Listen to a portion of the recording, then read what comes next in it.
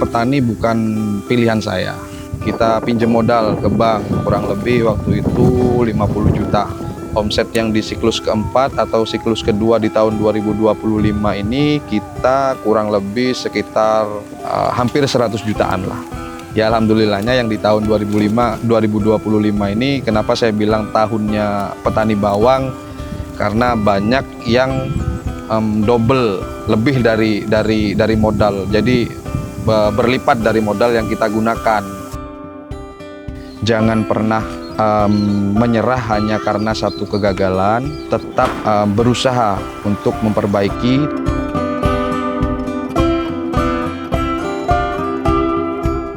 Nama saya Tulus Ainur Rizky, biasa dipanggil Tuta.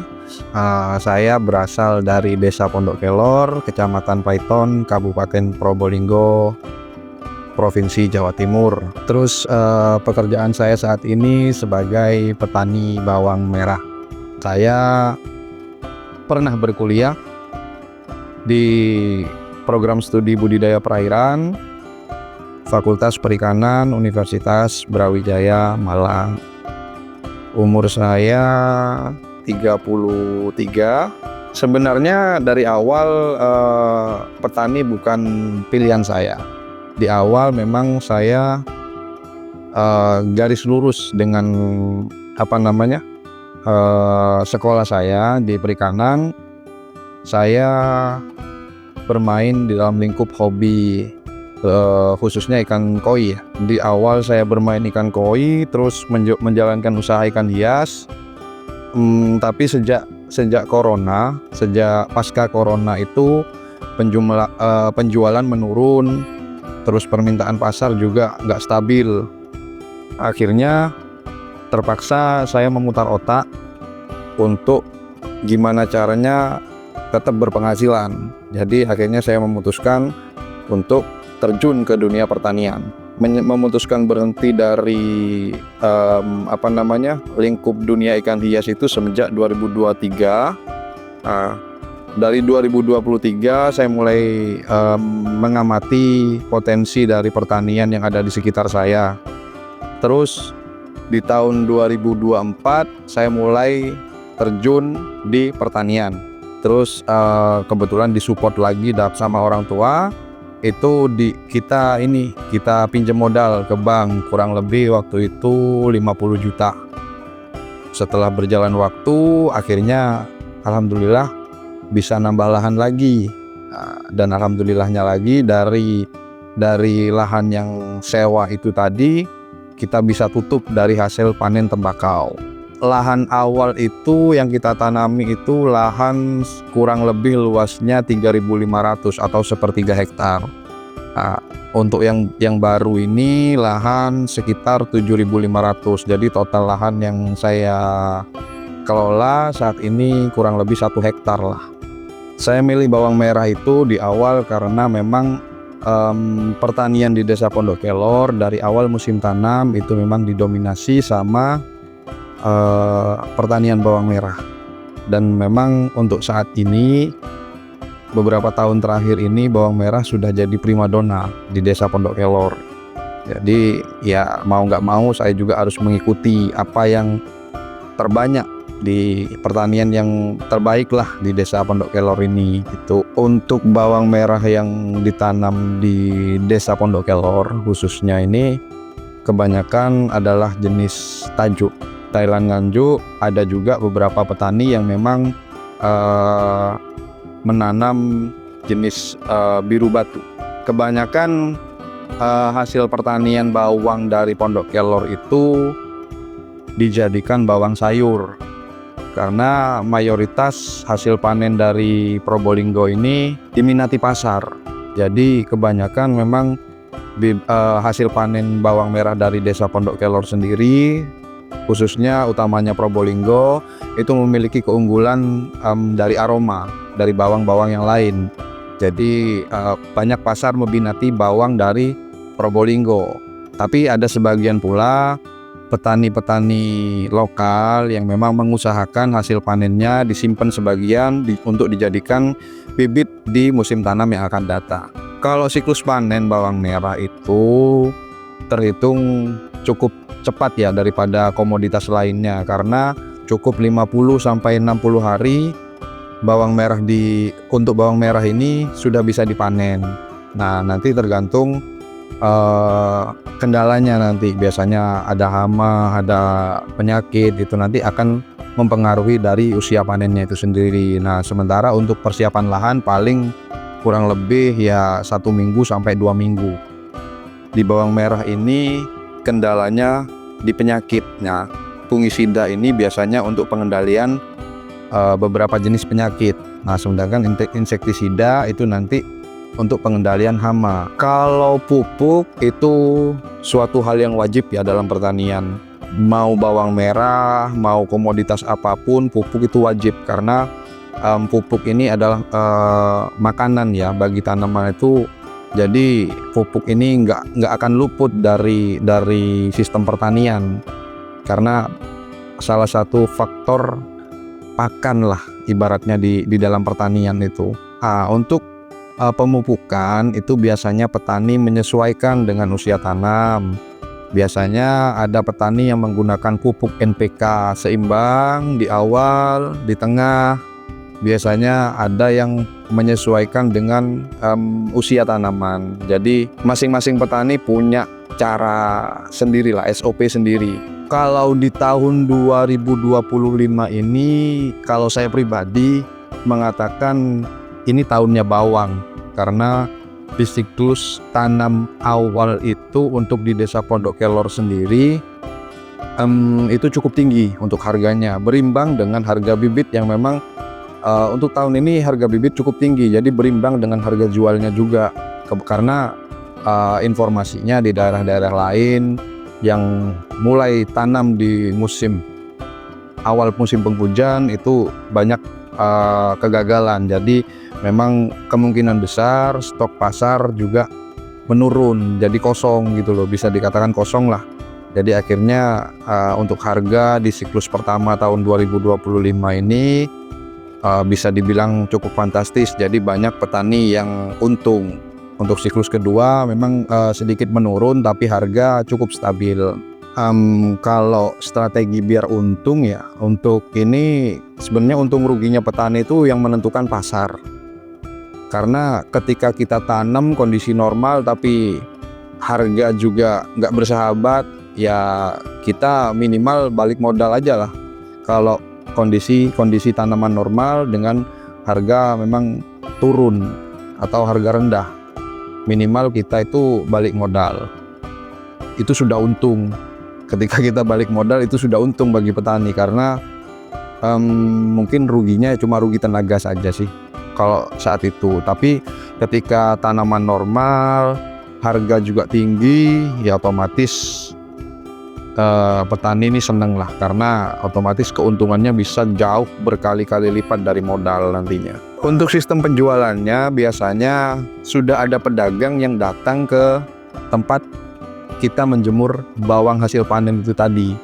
Jadi setelah waktu tertentu, misalkan 3-4 hari, sudah ada pedagang yang sudah ngecek langsung ke lokasi penjemuran bawang kita. Jadi untuk online sih, untuk petani sekitar sini sepertinya masih belum ada untuk penjualan online. Cuma untuk penjualan ke pasar ada beberapa memang dia sudah punya kios atau punya tempat di pasar, dia bawa sendiri barangnya ke pasar. Omset bawang ini ya terbilang cukup besar sih. Untuk saya sendiri sudah 4 kali tanam, 4 siklus ya. Tahun 2024 saya sudah 2 siklus, tahun 2025 sudah 2 siklus. Itu di tahun 2024 dengan lahan 3.500, itu di siklus pertama saya omset kurang lebih sekitar 60 jutaan, kurang lebih sama siklus pertama sama siklus kedua, omsetnya sama, karena kebetulan memang harganya nggak jauh beda. Untuk yang siklus ketiga keempat di lahan yang baru ini, alhamdulillah untuk siklus ketiga sama keempat ini cukup membahagiakan lah ya untuk saya sebagai petani, karena dengan lahan yang lebih lebar sedikit dari siklus kedua, satu sama kedua, lahan kurang lebih 4.500 itu di siklus ketiga atau siklus pertama musim tanam 2025 ini omset kita itu kurang lebih 150 juta omsetnya. Untuk yang di siklus kedua itu sedikit menurun karena memang bobot hasil panen yang kita dapatkan juga menurun. Harga juga pas itu memang sedikit mengalami penurunan. Omset yang di siklus keempat atau siklus kedua di tahun 2025 ini kita kurang lebih sekitar hampir 100 jutaan lah. Ya kalau dari segi omset kurang lebih segitu. Nah kalau dari segi keuntungan ya nggak sampai segitu, nggak full segitulah, karena modalnya pun bisa separuh dari omset gitu loh. Ya alhamdulillahnya yang di tahun 2025 ini kenapa saya bilang tahunnya petani bawang, karena banyak yang double lebih dari modal. Jadi berlipat dari modal yang kita gunakan. Kalau di awal sih ya karena memang bukan background saya di pertanian. Ya di awal di tahun 2024 saya cuma sebagai kontrol saja. Jadi di 2024 tuh saya cuma mempekerjakan 2 orang pekerja untuk membantu mengelola sawah. Saya cuma bagian kontrol saja, kurang apa, butuh apa gitu saja. Nah, jadi untuk di siklus di tahun 2024 paling cuma kendalanya di masalah harga saja, karena memang naik turunnya drastis di tahun 2024 itu. Untuk masalah hama, masalah penyakit, alhamdulillah tidak terlalu terkendala untuk tahun 2024. Untuk di tahun 2025 karena memang saya terjun sendiri ke lapang, saya melakukan pertanian sendiri dengan dibantu dua orang perawat pekerja juga. Jadi mulai kerasa lah ya, karena memang kita belum pernah turun langsung ke sawah, belum pernah bertani secara langsung. Saat itu langsung saya turun, ya lumayan kerasa pegel-pegel semua lah gitu loh. Jadi bener-bener ngerasain gimana susahnya petani di lapangan. Jadi kita bener-bener ngerasain yang namanya gendong tangki, yang namanya nyiram, ngangkat-angkat pupuk, angkat-angkat bibit, itu wah bener-bener bikin tapi bikin tenaga habis lah ya, karena memang kita belum pernah turun juga nih ke dunia pertanian yang real gitu loh. Karena selama ini kita kan melihat, kita cuma sebagai kontrol. Di tahun 2025 ini saya terjun sendiri, jadi bener-bener ngerasain gimana susahnya orang-orang yang ngerawat ini bawang gitu loh. Jadi ya suka dukanya adalah di tahun 2025 ini. Tapi kalau untuk siklus pertama di 2025, alhamdulillah bisa dikatakan 90% tidak ada kendala. Tapi di siklus kedua mulailah kendala dari serangan hama seperti ulat, terus ada juga serangan penyakit layu lain sebagainya. Jadi mulai ada kendala, tapi alhamdulillah masih bisa teratasi. Jadi petani itu sebenarnya asik, nggak perlu lahan yang luas. Yang pertama menurut saya pribadi, yang penting modal yang pertama itu kita mau belajar, itu aja dulu. Kita mau belajar. Saran saya untuk yang mau bertani sebelum memang terjun ke dunia pertanian, sering-sharing sama petani-petani sekitar. Gimana sih kendalanya, apa sih kendalanya sebelum terjun sebelum kita menentukan lahan. Lebih baik kita pendekatan dulu dengan petani sekitar, petani senior. Gimana, apa kendalanya pertanian di sini, apa yang bagus lah untuk ditanam di lahan sekitar sini gitu. Jadi yang pertama mau belajar, terus komunikatif itu pastilah ya, komunikatif dengan petani sekitar, karena tanpa sharing kita itu nggak akan pernah maju karena tidak ada yang namanya ahli. Bagi saya tidak ada yang namanya ahli di pertanian karena kayak ilmu itu terus berkembang, terus penyakit terus bermutasi, jadi terus berubah. Jadi perlunya sharing, perlunya komunikatif di sana tadi. Jadi perdalam ilmu dulu yang pertama, yang kedua baru kita cari lahan. Nah, cari lahan pun kita harus tahu karakter lahan kita seperti apa. Itu modal penting karena karakter lahan ini akan menentukan cara perawatan. Yang pertama itu cara perawatan, terus yang kedua akan menentukan apa komoditas yang bisa ditanam di sana. Itu yang akan menentukan dari lahan. Nah, yang ketiga baru modal. Nah, modal ini kan banyak jalan lah ya. Kita bisa pakai modal yang ada, menyesuaikan dengan modal yang ada. Jadi pertaniannya juga disesuaikan.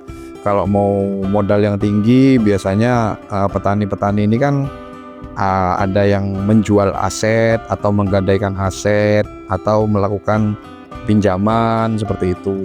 Jadi bermacam-macam lah. Jadi menurut saya pribadi ketika awal mau bertani itu yang paling penting kita harus paham cara pertanian.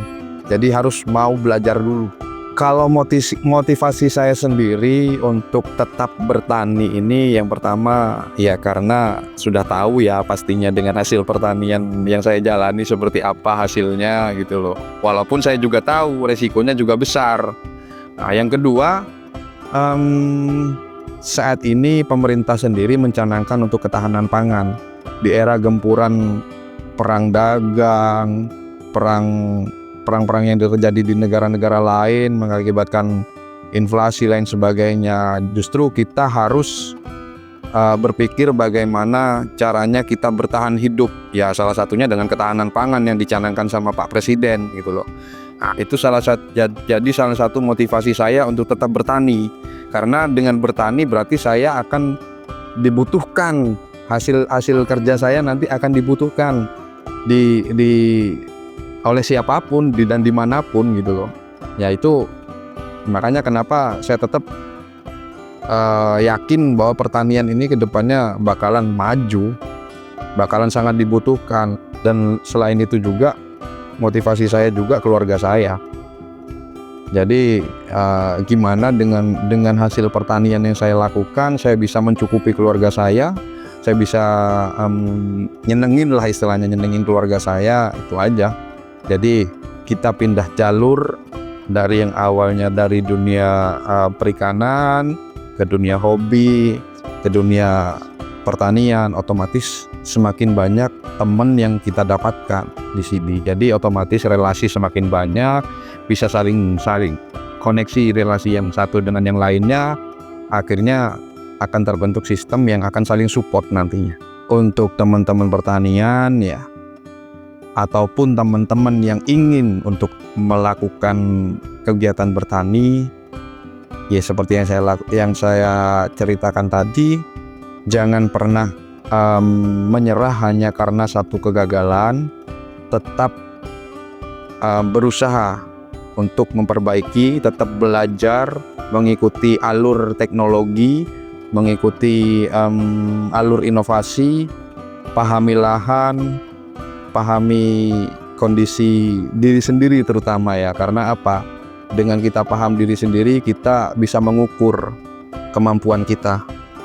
Jadi ketika kemampuan kita sudah terukur, otomatis apa yang akan kita lakukan itu akan lebih maksimal. Ridho keluarga lah yang terpenting. Jangan lupa minta restu sama keluarga, terutama kalau memang masih ada orang tua, ya minta restu sama orang tua. Kalau sudah ada anak istri, ya kita ngobrol sama anak istri untuk apa yang kita lakukan. Insya Allah semua berkah. Insya Allah semua akan berjalan dengan baik ke depannya.